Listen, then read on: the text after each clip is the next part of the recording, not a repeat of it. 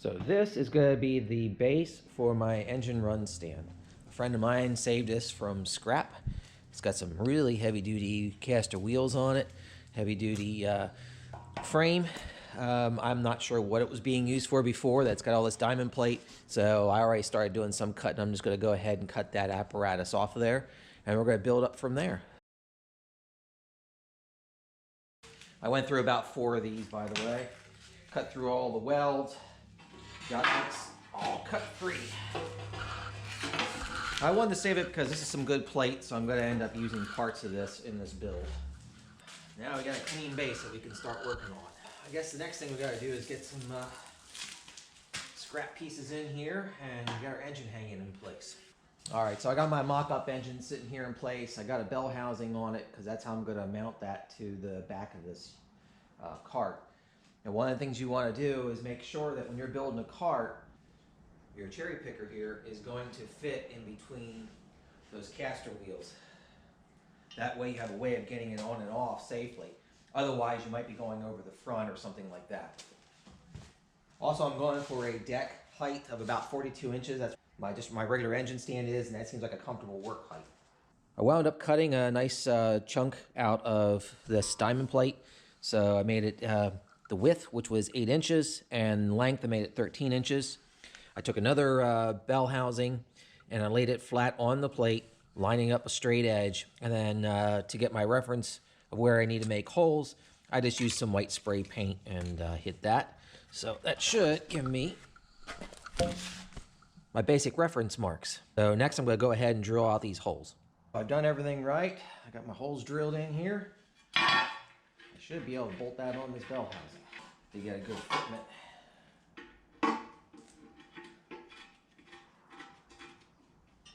Okay, so next we're going to get this straight, and then we're going to get some pieces coming down on that. So it's next day.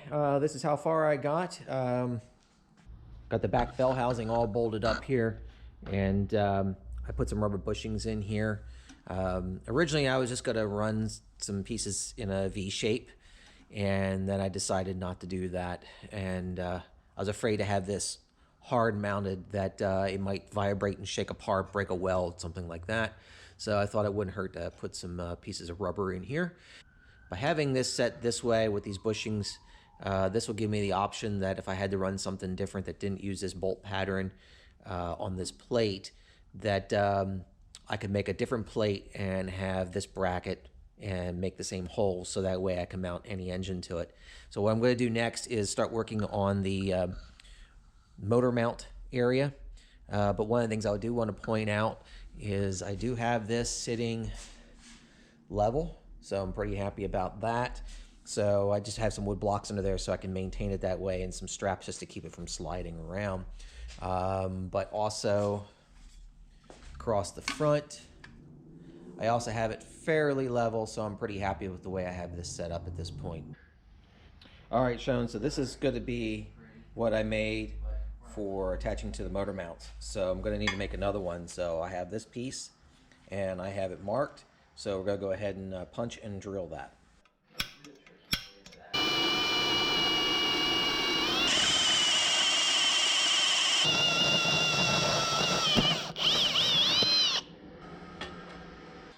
Show you the other one that I had already made. So I had cut this sleeve shorter, welded that in, so I felt that would strengthen that joint. Now that we have our front mounts all in place, I feel pretty good with the way this came out, but I don't have any of this attached yet to this frame. I could simply weld that and be done with it, but I may put the different engines on this in the future, so I want a little bit of flexibility.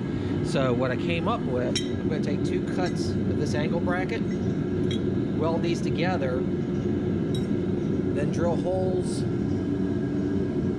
to mount this to this part. It'll go under this lip.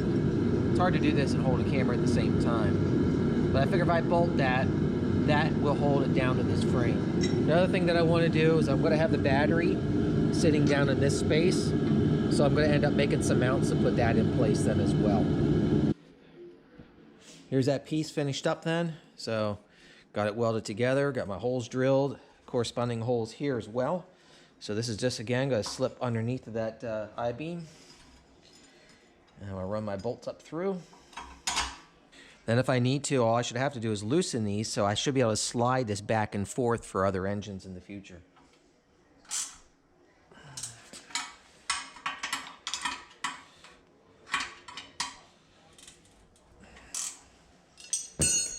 All right, that's solid. That's not going to go anywhere. I feel pretty happy with that.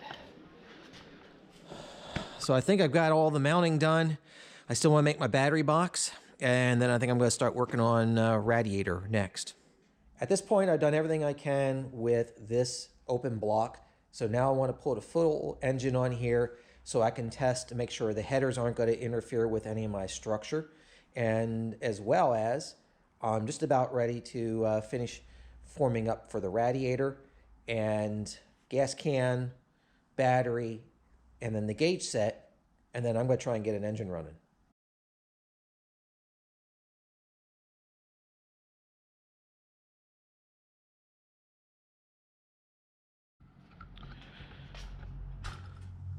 So, got this engine out of my other storage garage, and going to end up getting this out and putting it on my engine run stand, and we're going to see if we can get this engine running. It's been in a barn. I'll show you a picture of what it looked like when I found it. This was part of a deal of a car that I bought that I have yet to review on the channel, and it was sitting in the barn since probably early to mid-90s from what I understand. And we're going to go through it and see if we can get it to run just for the fun of it. So I'm going to have to get it unloaded here.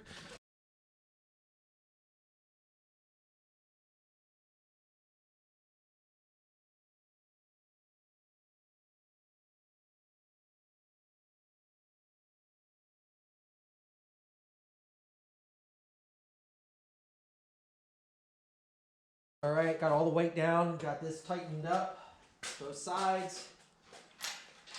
Let's get, yeah, I think that's gonna do.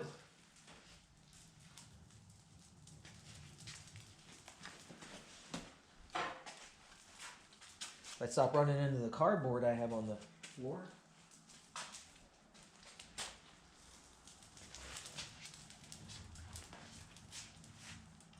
Not too much effort to move it, so I think we're in pretty good shape.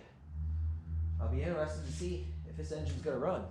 So with the engine in place, the next thing I want to do here is I want to put a battery box in. So this is what I'm going to use. This is an old battery box I had laying around. I just cut some angle iron, and what I'm going to do is slide that right down in this frame area. So it's just going to be like a little carriage. So I went ahead and made some marks already down here to put this in. So I'm going to go ahead and weld those in fast now.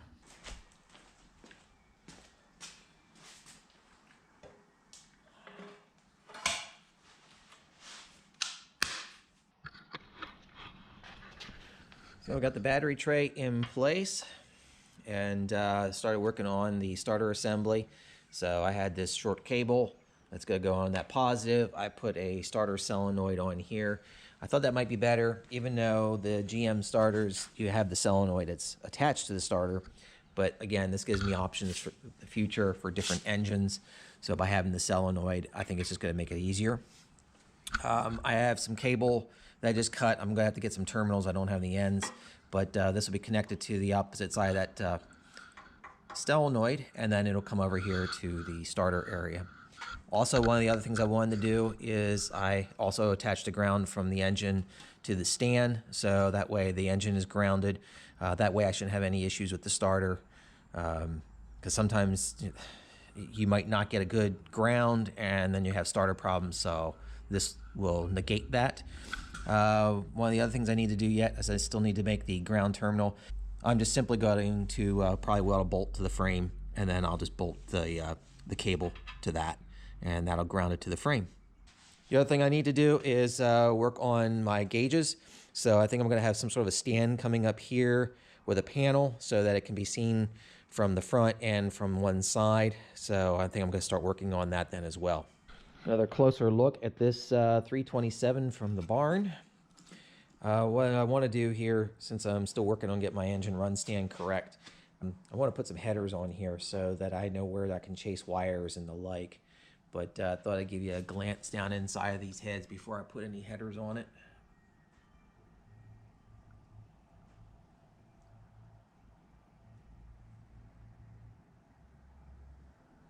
These are pretty crusty.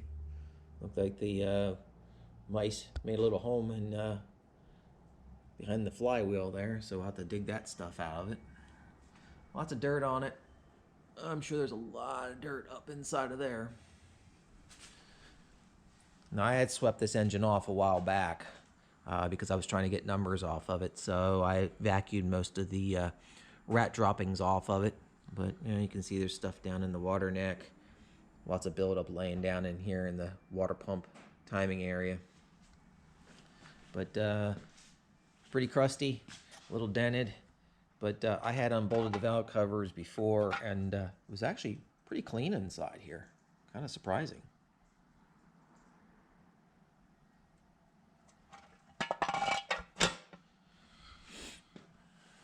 I don't know if I put these rags in here, if they were in there before, I'm not sure. Really don't know. I've had this sitting in my shop for a while. But yeah, I'm going to probably run the vacuum through those ports before I try to start it. So yeah, bit dirty. I'll have to wipe that off and see what brand oil filter that is. The headers I'm going to use are really, really mashed and beat up, but they're going to do what I need them to do. Let's just use this on the engine run stand, but these are actually our 55 Chevy headers because they got quite a kick out here. So, and I think they'll fit actually for a manual car, which is kind of rare. So we'll go ahead and get these bolted on here. Check out the alignment on the center of these headers. Look how far off that is.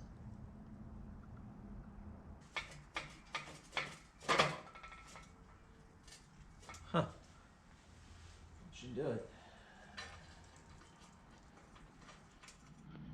Now, since I'm using a separate solenoid, I have to do something with this solenoid in order for things to work, because from my remote solenoid, the hot will be coming here.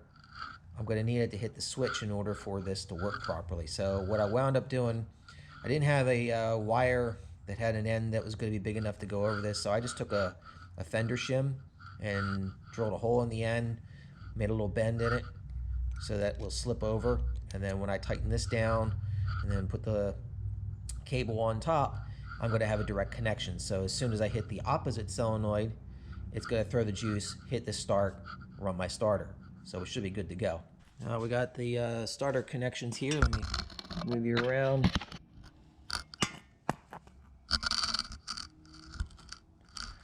There's that connection.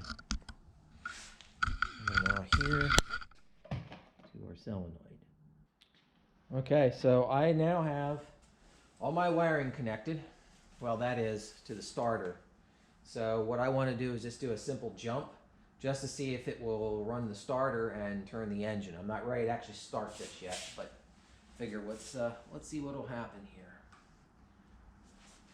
Okay, it should pop. Okay.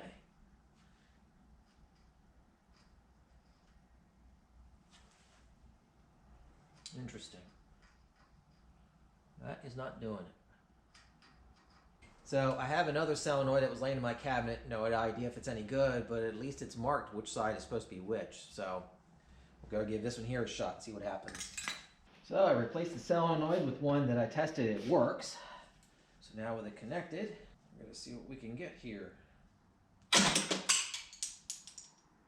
And there goes the mouse nesting. Let's go ahead and give that another pop.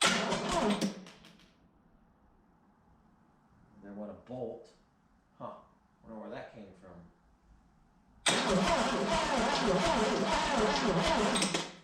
She will turn over. Well, it's not a good deal. I've decided I've got enough of this stand together that I can try and see if we can get this engine running. A little bit of the wiring detail. I took an old ignition switch and should work out pretty good. I just temporarily have it vice gripped on here. But I have a hot wire coming off of my battery terminal coming up. Then I have for the ignition going up to the distributor here. And then this is coming down to the solenoid to trigger for the start. So I think I should have the wiring side of it done. A couple things I still need to do. One, the oil pressure port is open, so I want to see if I can put a gauge, or I might just have to block it off temporarily. We'll have to see. Otherwise, that's going to be shooting oil out of it. We are going to have a vacuum leak on the carburetor, so we're going to have to hook a hose there to the PVC system. Valve covers are loose, but I'm going to leave them loose because I want to see if we're getting oil up in there. So I'm probably going to have to throw some cardboard down on the floor or something for the oil that's going to run off of here. Carburetor linkage does seem loose, so I think we should be okay there. We're just going to pour some gas in the carb again. I just want to see if this engine will run. If it will run, then I will get more serious about it and get a fuel pump and all that stuff connected to it then. The other thing I want to do is I'm going to end up pulling this cap because I want to see, I'm going to have to put this on top dead center and make sure I know which one is plug 1 because none of these are labeled. It looks like at one time they may have had some labels on it. Might have been over here. Yeah, there is some masking tape on here, but you can't see any writing on that. So I have no idea which one is which. So I'm going to end up doing that first. I'm going to probably pull this cap, check that out, and then I got to work on closing up those other 2 areas. Plugs are pretty cruddy. I think I'm going to have to clean the tip off every one of these. They've been sitting for a while in the barn. Tips are all rusty. I guess I'm a little further away from trying to do a start on this than I thought. Actually doesn't look too bad. Power tip. Auto lights. Yeah, look at how rusty that tip is. That's pretty bad. I'll have to see if I can get that cleaned up. But I'm going to go ahead and get this on top dead center in a while. Seen another YouTuber do this. They were putting cotton balls. I'm just going to use some paper towel. I'm going to put in the spark plug hole. We're going to turn it over till it spits it out and then see where we are on the timing mark. We should be on top dead then. Just kick it with the starter. There we go. That works really well. Pop that thing right out of there. Look where they have the distributor set.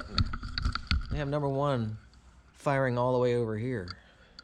Okay, well, that's the way we'll end up doing it for now. All right, got the tip there cleaned up. Also cleaned all the contacts up inside of that distributor cap, so that should be in good shape now. So I've got to go ahead and clean the tips on all the other spark plugs. And then we'll have our ignition system pretty much ready to go. Got the cap back on. So now we know where number 1's supposed to be.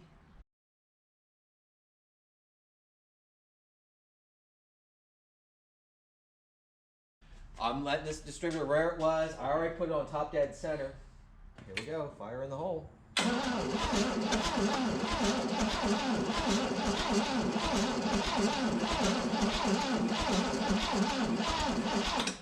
Getting some light puffs over here. Yeah? I think because of these gaskets were the ones that were on here. All right, let's give you... All right, here we go.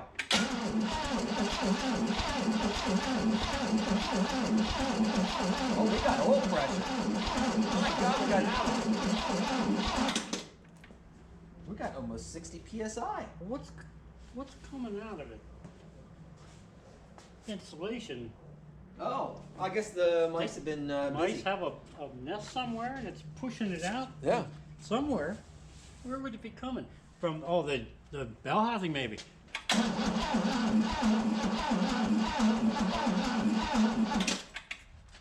No spark. All right.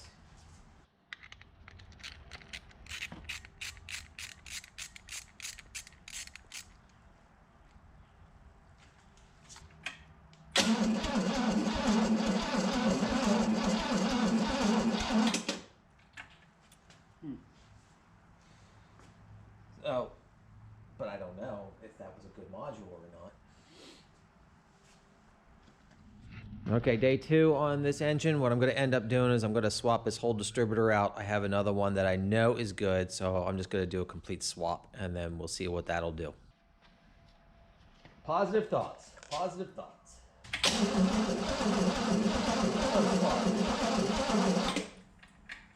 Okay, I have another thought. Maybe there's something wrong with this ignition switch that... Oh. What? When they clicked on or what? Oh, talk about stupid. Plugged into tack. Here we go, fire in the hole. It's gonna work now.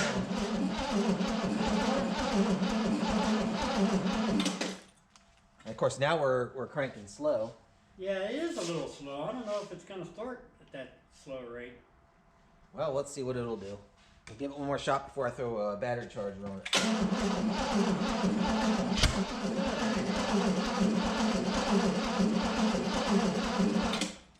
Here we go.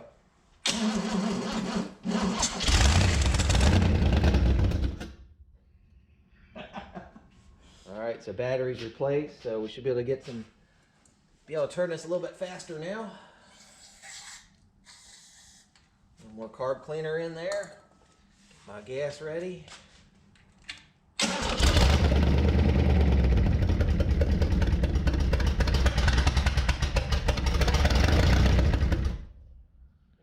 Back on the engine run stand.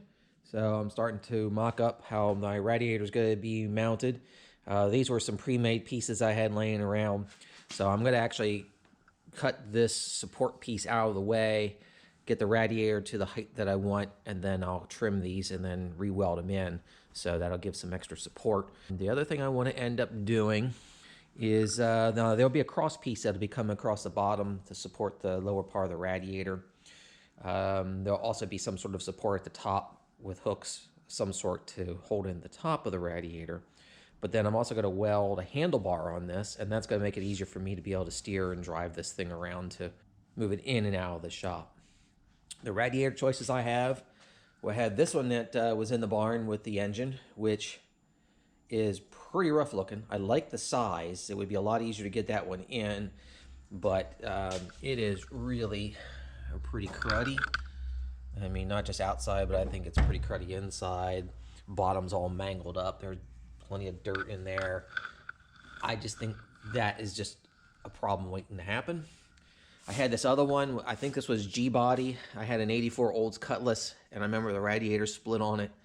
And I think I got this out of the junkyard, and I can't remember why I didn't use it, but I wound up buying a brand new one. So I don't know if it wasn't the right one, or if I got it and then just decided that the new one was dirt cheap, I'd just go ahead and buy that. I don't remember. Also found this hose laying in my loft too, along with the radiator, so I think that's the right one. I have a better water neck as well. This has the straight shot, so this would be for like my 64 Impala has a straight shot coming out like that. Since this radiator is offset, I have the correct water neck that we'll need to put up there to bring that hose over to the one side. So I'm going to work on doing some fab work here, and I'll bring you back in and show you what I've gotten done. This is the other one.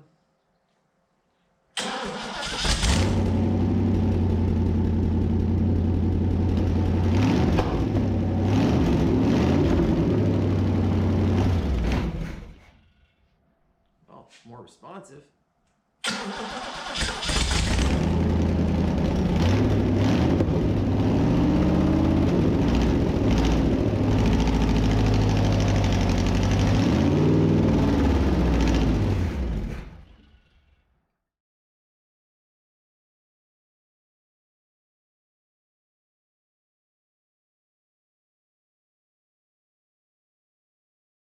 All right, we're gonna go ahead and drop this oil out of here.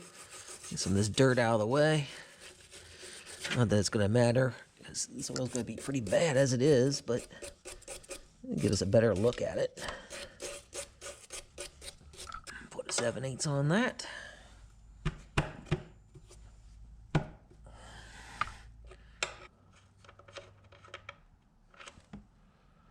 Yeah, it's pretty black. That's what it looked like on the stick too. Doesn't smell bad. Doesn't smell burned or gassy. It's been a while since I shot video on the engine run stand as well as the barn fresh 327. What I'm going to do here today is clean all the barn dirt off of it.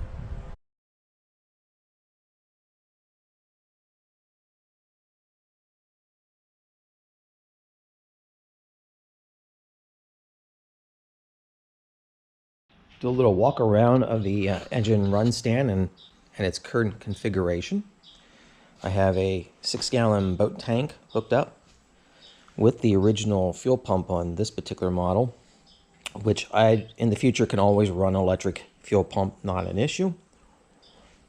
Got a radiator in place. It's pretty sturdy. I do have an electric fan to put on here. I just haven't gotten that far just yet. Honestly, I could, since this is a short water pump, run a fan on there if I wanted to.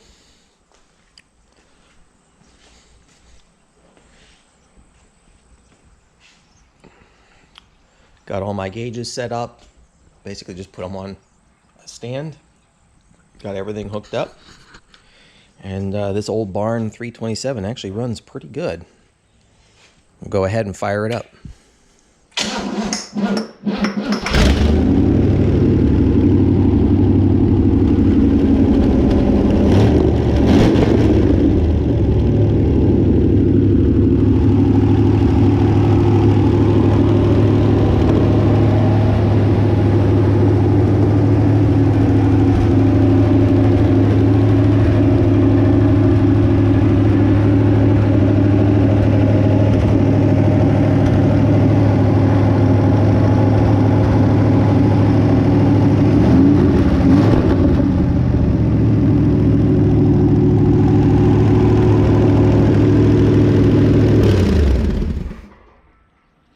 Got a little bit of an exhaust leak in here, but I think it's more than that. I think I am hearing a little bit of valve train noise.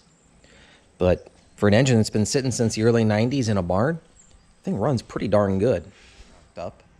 Getting my fan mocked up, what I decided I'm going to do is have it slightly offset, so that way if I use a longer water pump than like what's on here currently, there'll be enough space for clearance there.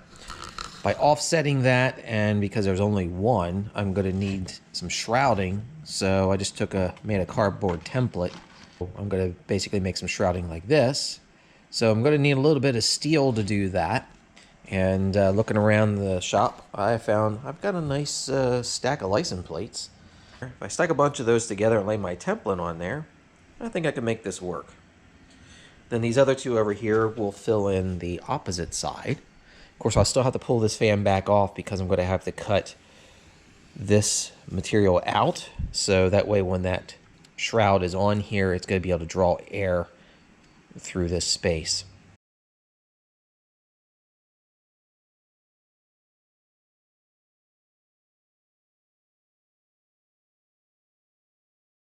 What I'm doing to attach this whole shroud and fan is I'm just actually using a pair of zip ties and a washer. So I'm just feeding this zip tie through the back to the front.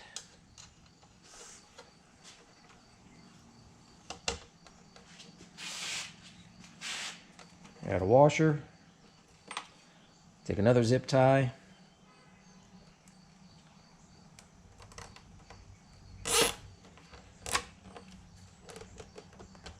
There we go.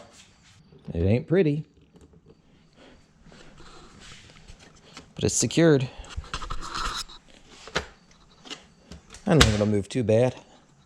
Yeah, they made it a little bit tighter. All right, I think I'm gonna ground this up here, and then I'm gonna have a hot wire that's probably gonna run straight to the battery because I don't have a relay and I don't want to run it through a switch. So I think I'm just gonna make some sort of connector and just plug it right onto the battery. So I'm gonna do that next. Got everything installed, and I have a wire connected. We're just gonna end up hooking it right straight to the battery. So we'll go ahead and give that a quick shot.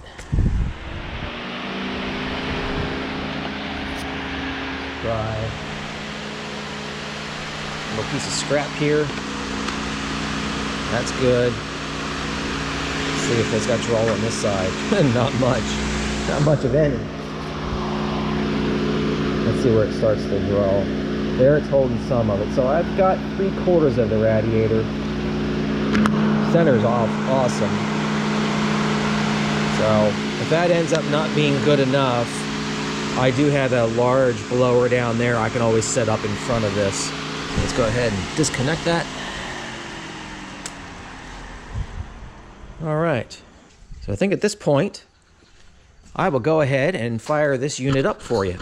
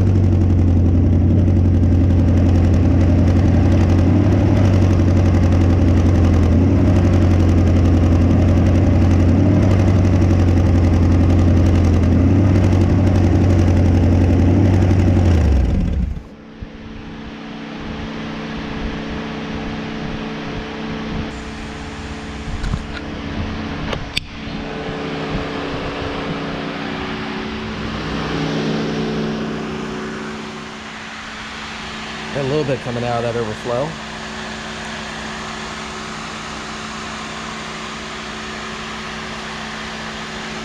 With a good heat cycle on it.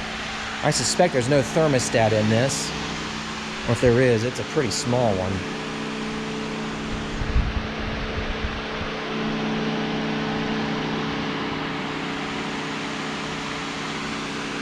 I'm pretty satisfied with that setup.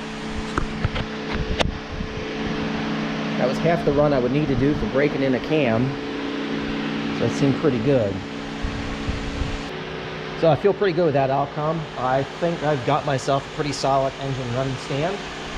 The only other thing that I want to do is I want to set up some sort of a muffler system on the headers just to quiet it down just a little bit so I'm not annoying my neighbors.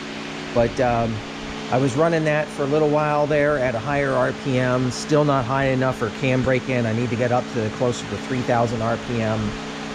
But then of course you want to vary that a little bit. I think I'm going to need some sort of overflow for the radiator.